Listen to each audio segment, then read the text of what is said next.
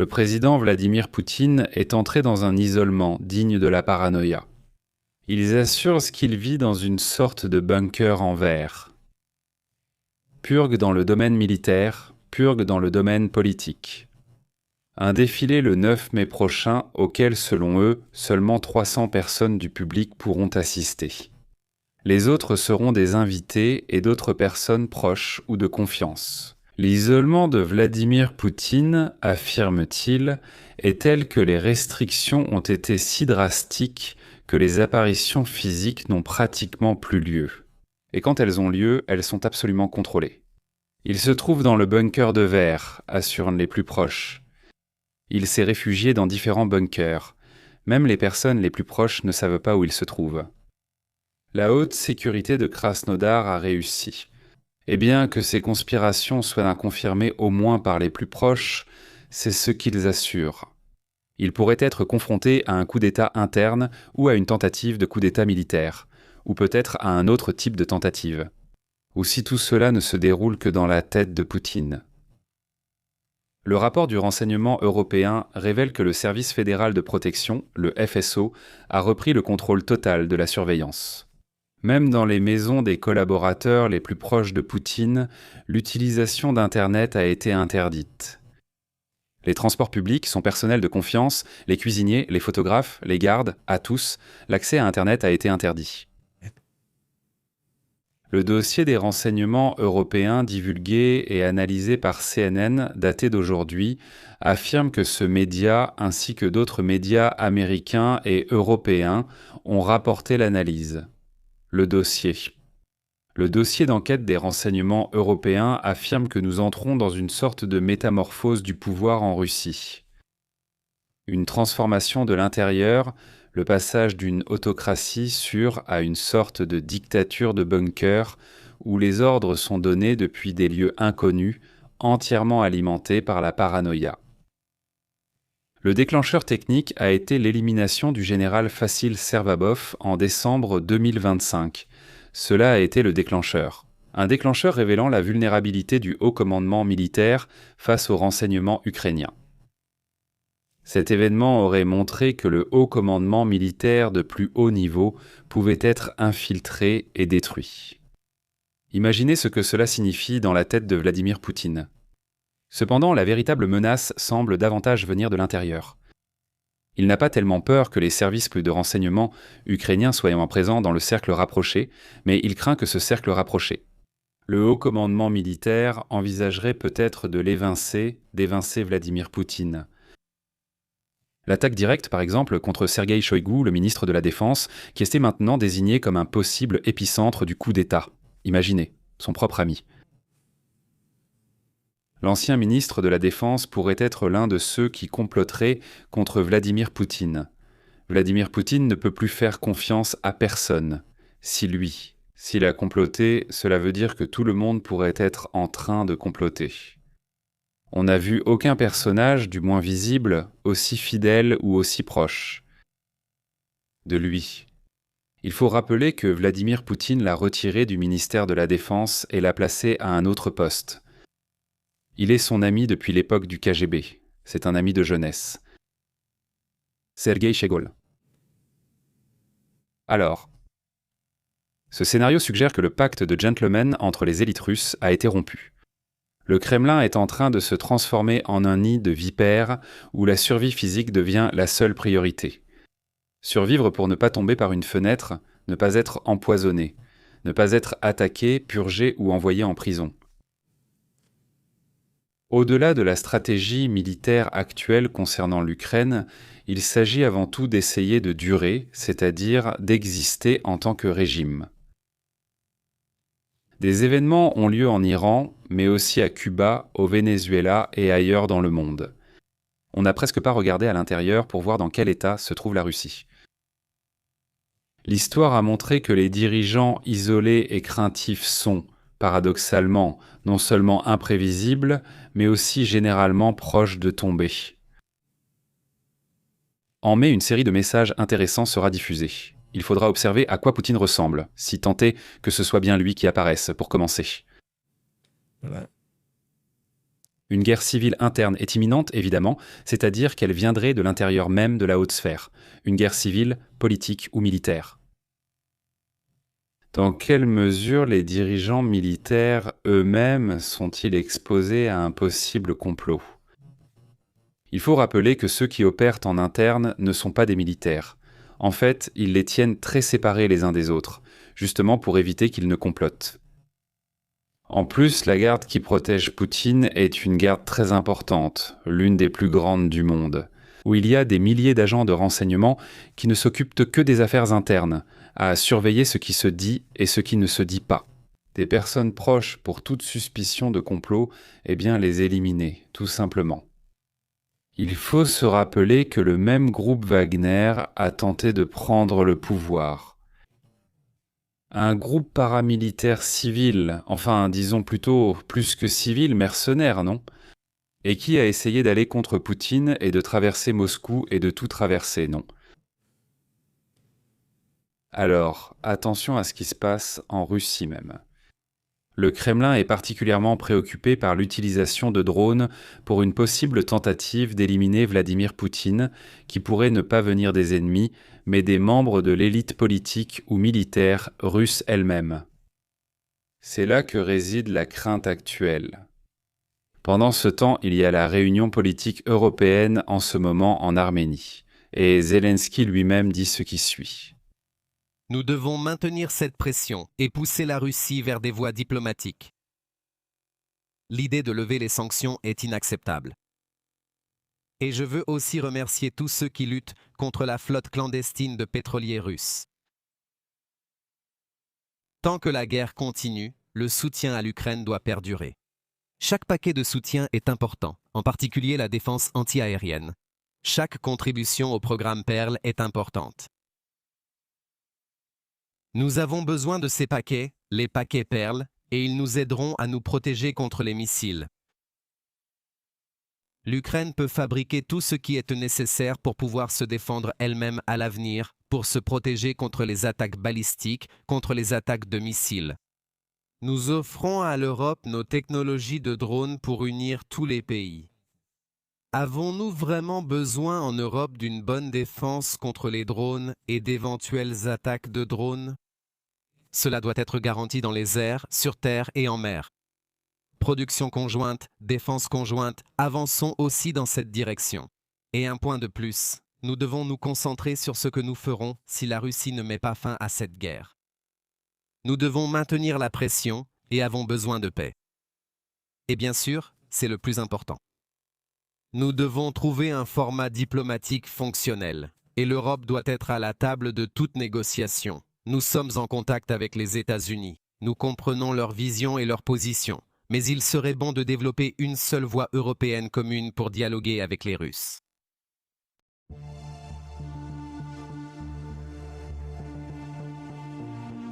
En attendant, il y a une forêt d'antennes à Vienne.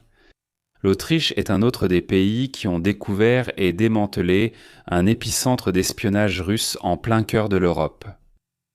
Imaginez de quoi nous parlons, n'est-ce pas ? Passons à la carte pour voir où se trouve l'Autriche et pourquoi ce mouvement est si important, n'est-ce pas ? D'après ce que l'on sait en ce moment, l'Autriche est redevenue ce qu'elle était, n'est-ce pas ? Et je dis encore une fois parce que ce n'est pas la première fois qu'il y a des soupçons d'espionnage. On l'a vu dans différents endroits, on l'a vu en Angleterre, on l'a vu en Allemagne, on l'a même vu en France, n'est-ce pas ? Voyons les détails de ce que l'on sait. Merci à tous ceux présents en direct. Si tu viens d'arriver en direct, je te rappelle que, ici, on met à jour après jour, n'est-ce pas, ce qui se passe dans le monde. Laissez-moi enlever les mesures ici et voyons de quoi nous parlons, n'est-ce pas ? Regardons de plus près cette partie du monde. Où se situe l'Autriche ? Au milieu de l'Europe, n'est-ce pas ? Eh bien, l'incident est que l'Autriche a expulsé 3 diplomates russes, après la découverte d'un dispositif sophistiqué d'interception de données installé sur les toits de leur mission diplomatique à Vienne, dans une zone boisée de cette région du monde.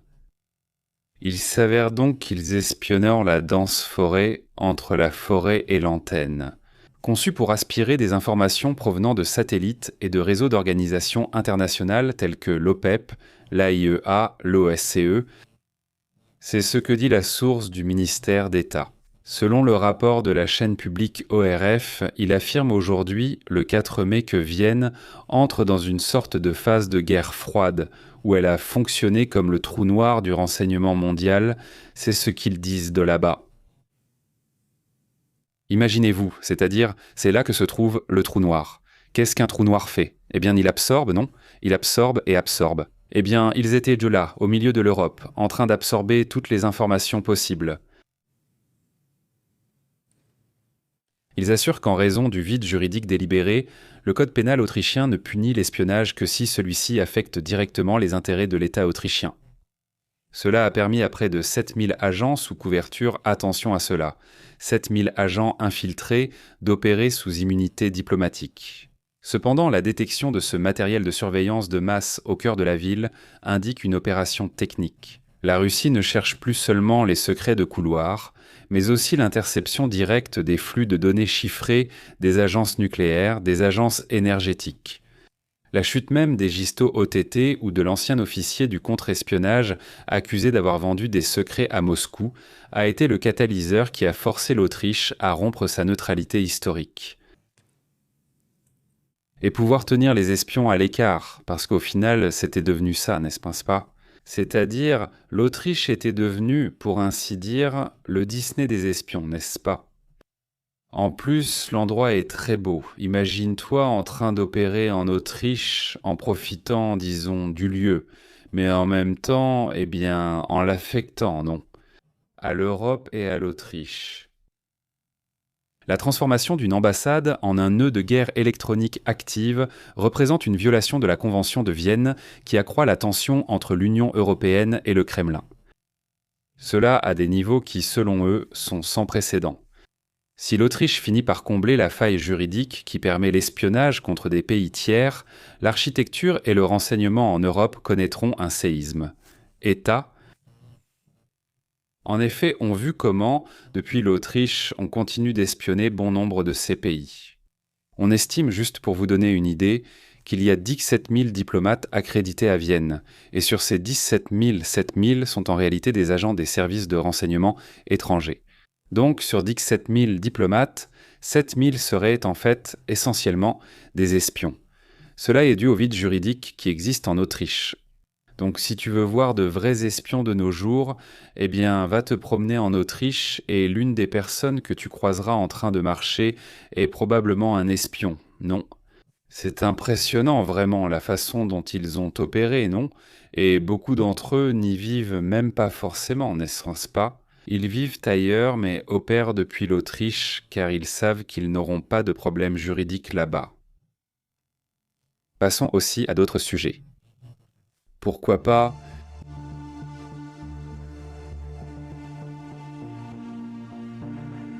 Regardez, en changeant de sujet et en abordant des points intéressants dans le monde. Merci à ceux qui partagent, qui sont sur la chaîne et en direct. Merci beaucoup d'être ici. Et je veux juste vous dire que, eh bien, votre participation est très importante. Si tu veux soutenir la chaîne, tu le sais déjà, tu peux le faire via une adhésion, tu peux le faire à travers ce type de format. Ce qui, eh bien, est vraiment apprécié, n'est-ce pas? Merci à vous, merci à la communauté, c'est grâce à vous que nous pouvons être ici tous les jours pour vous informer des détails, vous tenir au courant en direct, etc., etc. Donc sachez même que parfois, nous diffusons directement depuis la rue où la nouvelle nous surprend et là même nous faisons le reportage, n'est-ce pas? Passons à d'autres sujets, n'est-ce pas? D'autres questions également importantes. Il y a un sujet qui attire mon attention, c'est ce volcan qui a causé des problèmes là-bas aux Philippines, où des évacuations ont déjà eu lieu jusqu'à présent. Environ 300 familles, rien qu'aujourd'hui, n'est-ce pas? Hier, il y en avait plus de 3000, donc ça a augmenté progressivement, n'est-ce pas? Le niveau de risque reste élevé, surtout à cause de la pluie ou de la chute, disons, de cendres, n'est-ce pas? Le niveau de risque reste élevé sur le volcan Mayon, qui est en éruption depuis ces derniers jours. L'explosion ou les éruptions qui ont eu lieu ont surtout projeté du matériel pyroclastique, même si l'on pense. Ce n'est pas l'éruption massive qui pourrait survenir dans un avenir proche, disons-le, n'est-ce pas? La chute de cendres était si épaisse qu'il n'y avait aucune visibilité, même sur la route nationale, selon ce que dit le maire. Caloi Baldo. Au fait, il vient de la municipalité de Camaline, qui se trouve près d'un contrefort du volcan. Le problème là-bas, c'est les gens qui vivent autour, qui peuvent être en danger, et en plus de cela, eh bien, la faible visibilité. La chute de cendres était telle qu'il n'y avait pas de visibilité. Maintenant, c'est de nouveau calme, mais le danger est toujours présent. C'est un volcan très actif ces 3 derniers jours, n'est-ce pas? C'est l'un des plus actifs, l'un des volcans les plus actifs de ce pays, mais il faut rappeler que les Philippines en sont remplies. Les Philippines, l'Indonésie, toute cette région est pleine de volcans actifs, n'est-ce pas? Parmi les 24 volcans actifs qu'elle possède. C'est l'un des plus actifs, mais en plus, dans d'autres volcans endormis, les autorités ont fait passer le niveau d'alerte autour du maillon du niveau 1 au niveau 3, sur une échelle de 5 niveaux. L'alerte 5 signifie déjà qu'il y a une éruption explosive à ce moment-là et qu'il faut évacuer, mais dès le niveau 3, des évacuations sont déjà effectuées. Eh bien, c'est ce qui se passe aux Philippines. Mais regardez, nous avons une prévision scientifique à examiner. Je vais vous en parler ici, allons-y.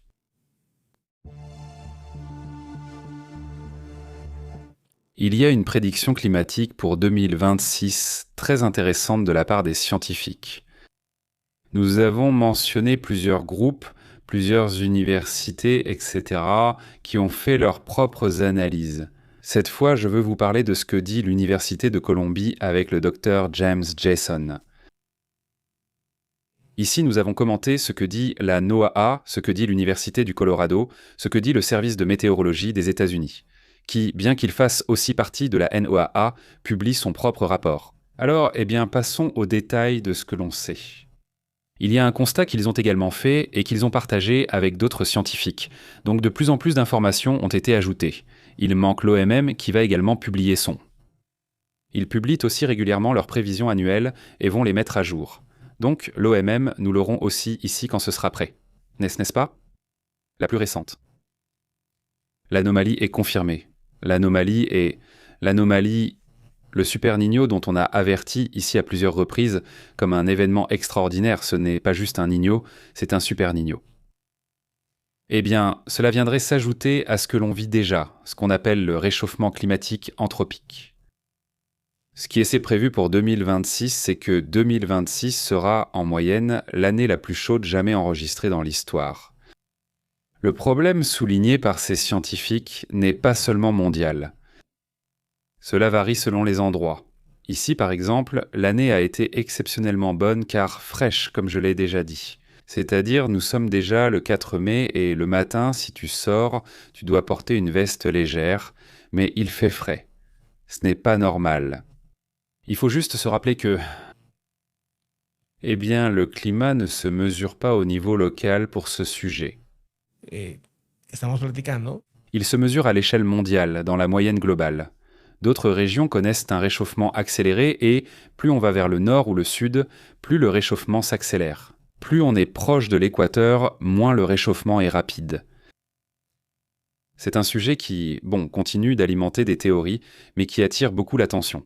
Cela fait partie des équilibres. Peut-être qu'on ne voit pas certains points, mais l'indicateur clé est que la température de surface de la mer est actuellement de 0,13 degrés, supérieure au niveau d'avant le cycle de 2023, ce qui suggère qu'il s'agit d'un saut thermique global d'environ 0,06.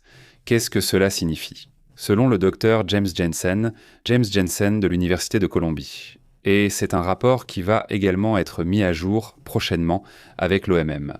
Nous verrons donc cela car ce rapport sera pris en compte par l'OMM. Nous sommes face à la convergence des plus dangereux en ce qui concerne la variabilité naturelle du système ENSO. Qu'est-ce que le système ENSO? El Niño, c'est le phénomène El Niño. El Niño, c'est l'oscillation australe et il perd sa capacité de répit, alors que dans les décennies passées, la phase El Niño offrait un soulagement thermique. Les données actuelles montrent que même sous son influence, les températures restent dangereusement proches des records.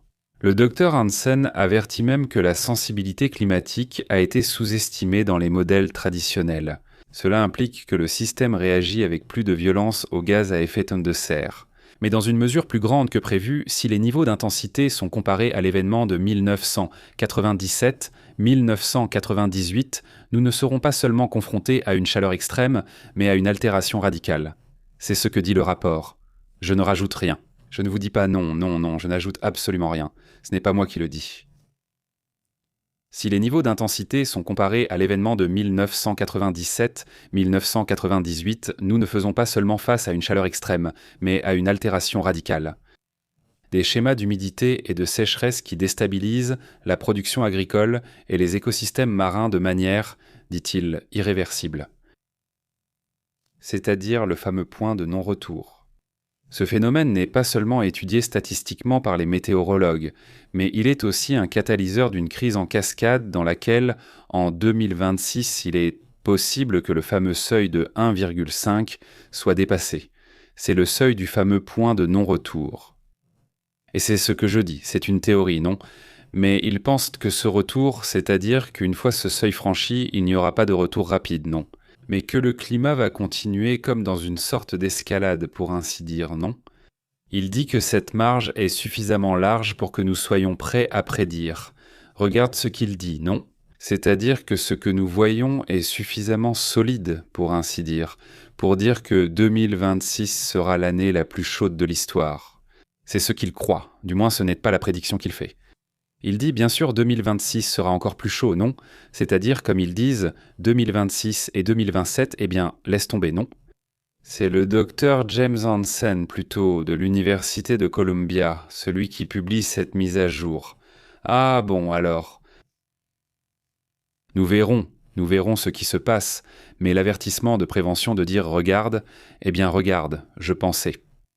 Construire une petite maison, n'importe quoi, parce que tout le monde y pense. Moi, je pense maintenant au thermique. Maintenant, pensez à ça. Pensez à vous adapter à des climats plus extrêmes.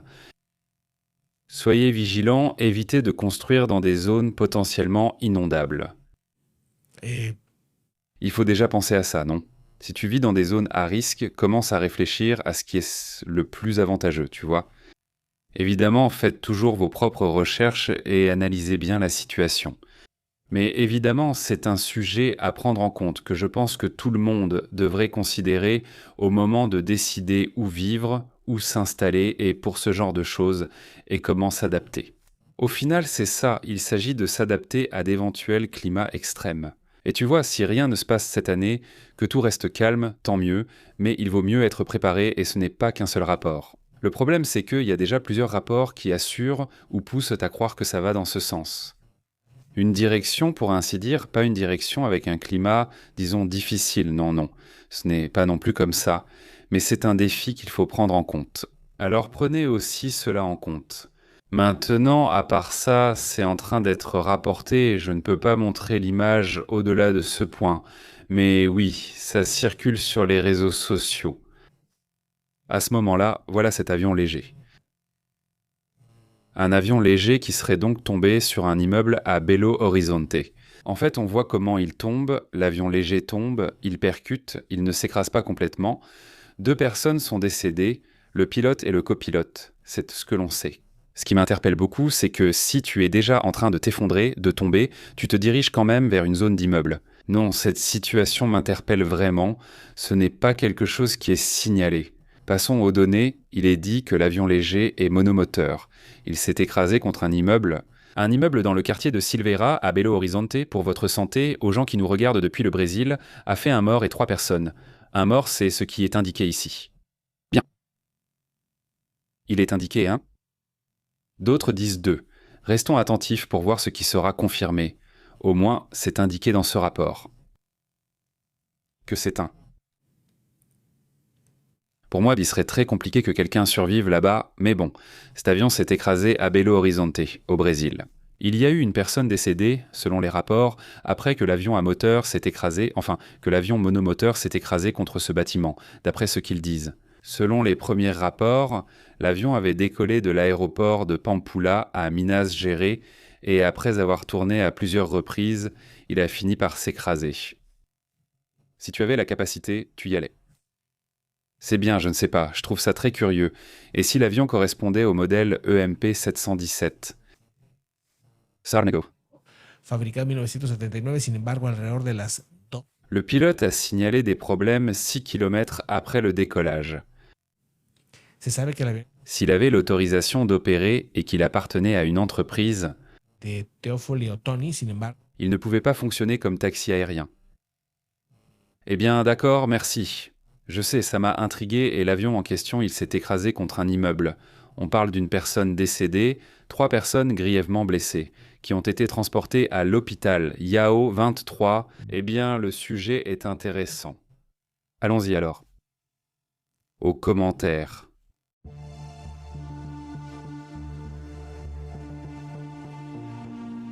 Comment allez-vous? Comment vous portez-vous? Merci beaucoup de m'accompagner un moment pendant ces directs que nous avons faits, parce que je vous ai vu ici plusieurs fois, n'est-ce pas? Merci beaucoup d'être ici, de commenter. Cette fois-ci, nous avons commencé très tôt à cause du sujet, enfin, tôt comme nous commençons d'habitude, donc salutations. Élisée 19 sera... Bonne terre, Jalisco, Nouvelle-Galice, il dit. Et Nuevo León sera l'est de Jalisco comme l'Espagne. Quoi? C'est comme s'il comparait déjà avec l'Espagne ou quelque chose comme ça. Il est écrit ici dans la cage dorée « Espagne ». Il est écrit « Salutations, Eliseo, comment vas-tu ?» Mettez un like et entrez, merci. Si vous nous aidez, nous vous serons très reconnaissants. Juste a dit, les prochaines versions et beaucoup de succès depuis l'Équateur. Un grand salut jusqu'en Équateur. Comment vont les choses là-bas? Merci de votre accompagnement. Dit Bayo. Bonjour Pépé. Salutations à Astrid. Merci beaucoup de nous informer aujourd'hui. Merci beaucoup à toi aussi, Bayo. Armando, salutations également. Eh bien, où que tu sois. Salutations, Armando. Bonjour, il dit que ça se met en pause seulement chez moi. Voyons si quelqu'un peut le dire à Mercedes. Regarde, ici au moins, ça ne m'indique pas de coupure. Je n'ai pas de coupure non plus, mais dites-moi s'il y a des signalements. Il me semble qu'il n'y a pas de perte en ce moment. 0% de perte. Donc. Eh bien, au moins de ce côté. Non, mais je ne sais pas si sur YouTube ou si quelqu'un a un problème. Salut Mercedes, comment vas-tu? Salutations jusqu'à Tijuana. Il dit, nous sommes toujours là, à écouter et partager. Merci beaucoup Nicoli Franco, énorme salutations jusqu'en Andalousie, Espagne. Il dit, Bolson dit, salutations de la Suède, Pépé. J'adore écouter tes nouvelles avec ta voix si harmonieuse, surtout à cette heure-ci, quand il est 22h15, excellent. Bolson, merci beaucoup pour ton commentaire. Je te remercie énormément et j'envoie une grande salutation jusqu'en Suède. Comment vont les choses là-bas? Comment vont ces sujets qui ont touché la Suède? Eh bien, apparemment, des problèmes d'insécurité et des choses comme ça. J'espère que cela s'est amélioré, que ce problème a été résolu. Santé. Il dit que c'était triste, important de le voir sortir ou d'être dû à à cette note. C'est-à-dire, comment? Comment sera ce jour final? Disons pour ce personnage. Eh bien, Leonardo, aussi controversé, comment as-tu été en grande forme, Leonardo, cet Argentin? Eh bien, voilà, rien, nous continuons à informer en détail où que nous soyons, que ce soit ici ou dans la rue, c'est-à-dire, nous serons là pour vous commenter dans les actualités ce qui se passe dans le monde. Merci beaucoup de nous avoir accompagnés, cordiales salutations, on se revoit plus tard, à bientôt.